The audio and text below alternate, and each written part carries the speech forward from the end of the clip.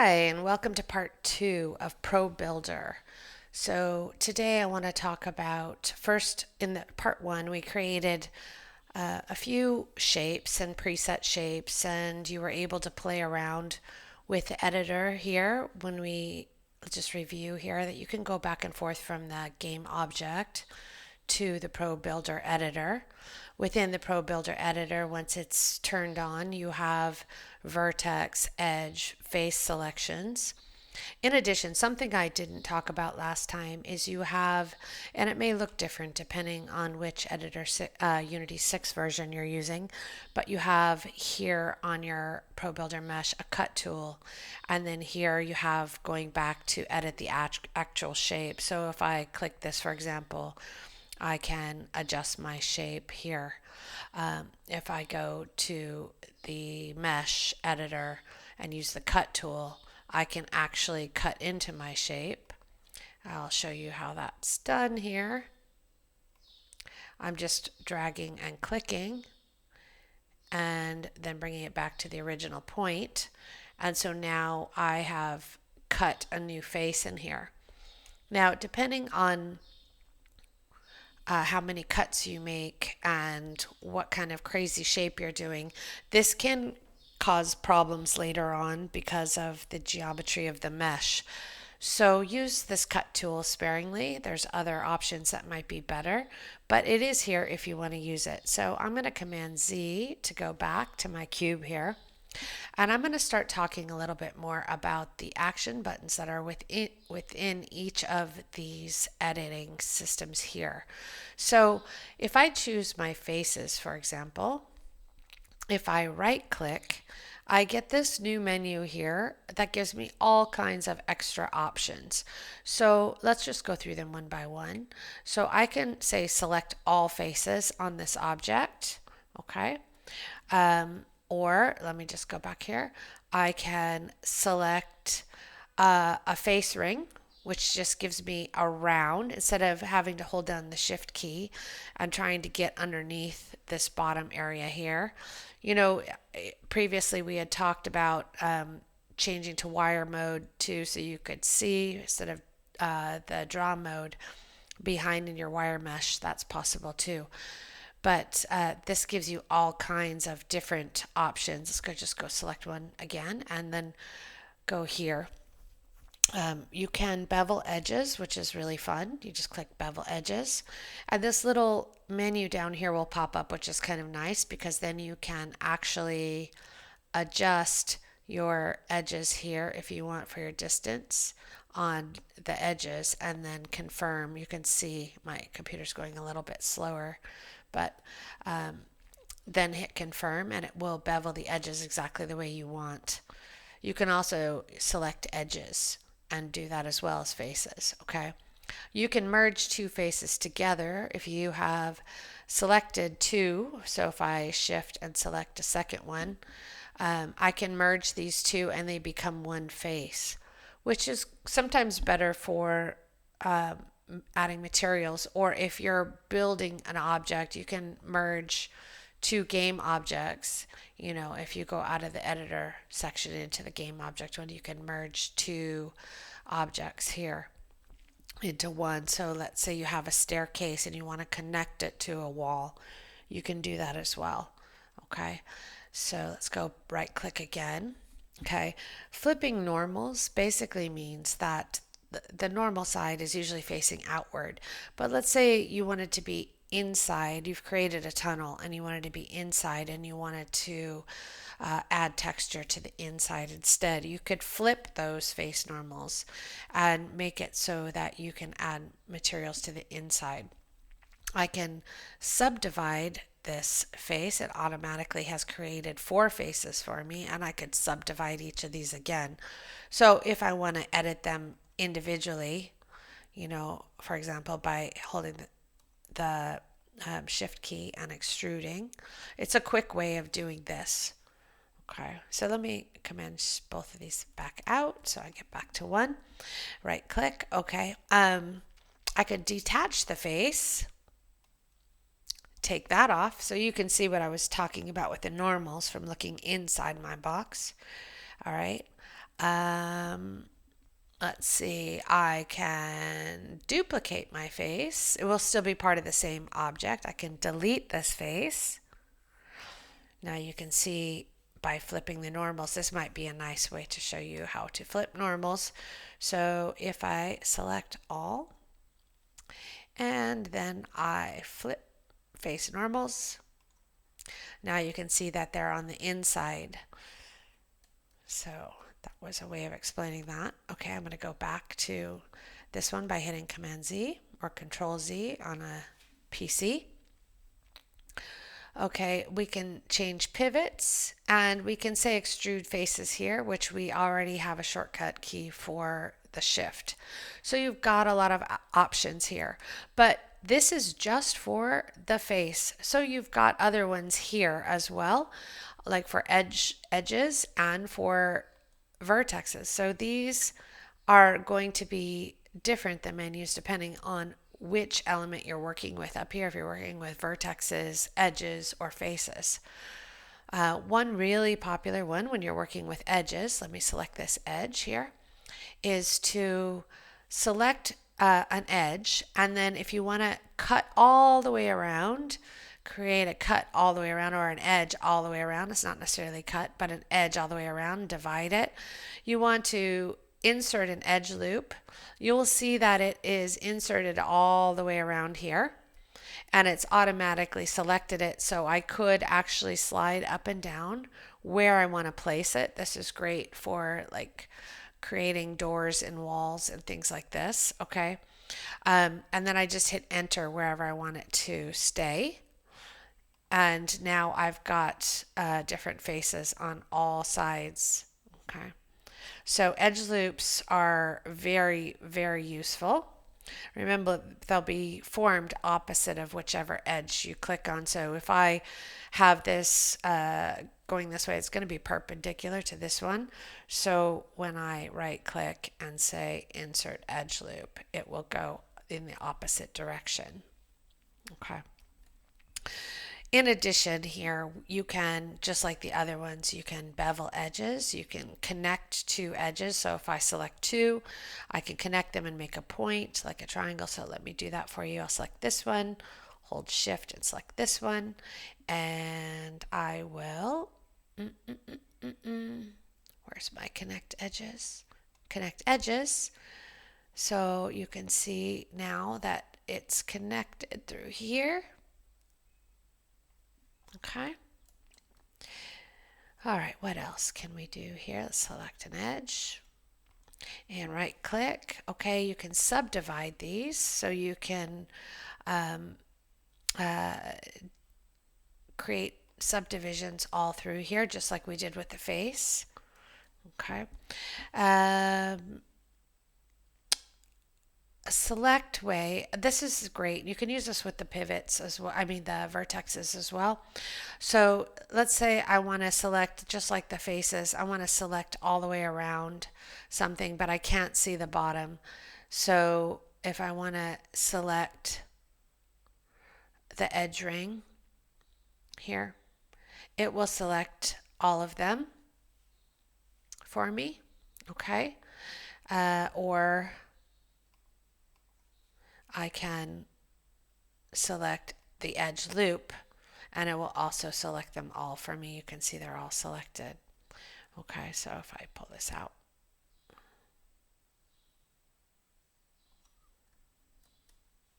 okay. So these action groups are very useful and you can go through them one by one. Obviously the vertex has them as well. You can collapse vertexes, means to bring them close together. You can weld two together. You can connect them with a line. So like this one, let's say I connect this one and hold shift and select this one. And then I connect vertices. You can see that there's a line automatically. And if I do any adjusting, it'll be like this. Nice to create a house or something like this way. Be careful of your geometry as it gets really complex. But then later on I can, say here, I can take this face. I can then hold down Shift and create an inset. Hold down Shift again. There's all kinds of fun shapes that you can create just by using these action tools. Okay. And edit. So in this video, my challenge to you is to create an object that you will bring down into your world scene, your on your terrain. So it could be like a fence, it could be a house, it could be a well, a fireplace, a car. It just depends on how your world is and what would fit for it. Okay. To do that, I also want to show you how you can add textures to these objects once you have them done here. So I've downloaded some textures here. Let me go to my package manager from the asset store. Some free textures here, the materials, and I've already imported them into my project. You can do as you like, but make sure that they're compatible with the version that you're using. I have done a separate video on how to convert pink materials. If your materials turn pink when you look at them, then they were made for another pipeline and you'll need to convert them. So I've already done that in a separate video, which you can watch. And here I'm just going to show you how easy it is to add materials to your object. So let me go ahead and add a material to the base down here. I want to choose some sort of ground material out of this one here. Let's see what I've got. I've got all kinds of tiles and bricks and concrete. So how about this one? I'll just drag and drop the bricks. You'll see green is converting. Okay, wow, they're very small, right? I mean, it is a large, but this is 1 meter by 1 meter, so they are a little bit small. So I may want to adjust these. So on my plane, let's take a look in my inspector and look at my materials down here. And I've got tiling here, so maybe I want to reduce the size of this 0.75. Oh, I don't want to do it in my detail mask. Sorry for that. Wrong space, but that's good here. Surface inputs, we want to do 0.75. You can see it's already adjusting in live time by 0.75. And you can see that it's already adjusted. You can play around to adjust anything that has a repeatable tiling pattern here. So 0.5, I might go to here and do 0.5. Another way to do this is to, just slowly offset them. You can offset here by moving these back and forth. Okay. You can, of course, change the base color. You can adjust these kind of smoothness, etc., if it's allowed on your materials. So adjusting these is fairly simple. You kind of want to keep the ratios the same. So that's why I usually use the number box. Okay. So there you have it. These materials that I've downloaded already have a normal map, which is like a detail map on them so that the lighting looks good on it. All right. Now let's say I just want to do one face. So if I go in and I select, for example, this face, and I want to put some sort of tile on it or something here, I can just select that face and then add a tile to that face. Let me go back in here. I need to be in ProBuilder object mode and face. I want to be here. And I'm going to drag and drop it into here. I'll give you a couple of different ways to do that. And so now I've got materials on just that face. I could, of course, if I was in object mode, I could drag and drop it on the entire object. So there's a way to control either way that you want to add your materials to your game object. Let me zoom out for you. Okay. Now, when I'm finished designing this, decorating this, let me just drag this on here just as an example. Let's say, okay, now I've got my cube done and I want to go make sure that I'm back in object mode and I want to put it into my world scene. So it's right now I'm in the ProBuilder building scene and I just want to take this object and I want to put it into my world scene. So I'm going to select it. I'm going to go into my folders and I'm going to create a new folder here and I'm going to call it Prefabs. Prefab stands for prefabricated, which is what I've done here. I've prefabricated this object. I want to make sure now, a double click to open that file, that I can use this in multiple scenes and it will be exactly the same. So I'll rename this to, I don't know, small building. You can do as you like, okay? And then I will just take this and drag it into this prefab folder.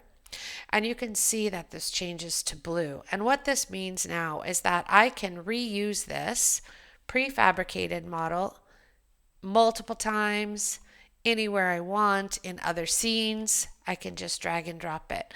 So if you go up to the top of your project folder, when you see all prefabs, it will now be added to here. So when you have a prefab, that means it's been prefabricated, everything's been set up, and you would just drag it. You can see my building is right here, and I can use it from even my prefab menu.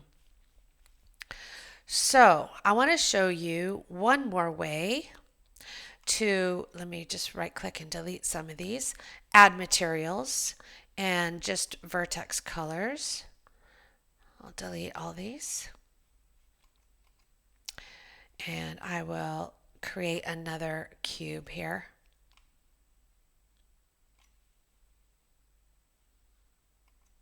And let's say I just want to add materials to these, but I have a lot of things to add materials to.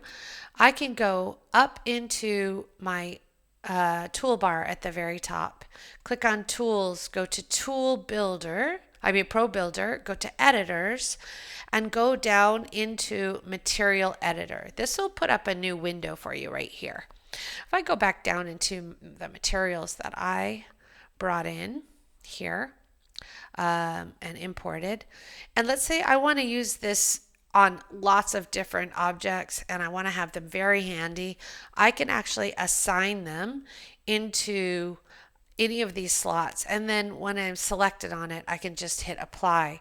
So let me just for example take this, I don't know what this is, I'll put it in here and we'll see. Lacquered pebbles, okay, lovely. And then I want to say put this tile in the second one, okay, and maybe this one in the third one. So if I want to go into here and ProBuilder and select faces, click on this face, then I can just apply this one really quickly to that one. Okay, so if I want to then go here and apply this here, it's very simple just to apply it once you've opened up into this. Okay, so it's a nice tool to use. Once again, it's in the upper toolbar under Tools, ProBuilder, Editor. You can get to a lot of different editors here that are like your Create Shape that we have down over on the side, and other things like this. Apply material preset, which is just this. You can have a vertex color, which is just coloring in on top, which doesn't change your materials. All kinds of different things. But really I wanted to show you the materials because this is going to be the most important when you're creating your object and bringing it down into your world scene. Okay, so I hope that answers a lot of different questions. Don't forget, if your materials are pink, to check out the other video. Good luck with this challenge, and I'm looking forward to seeing what you've created.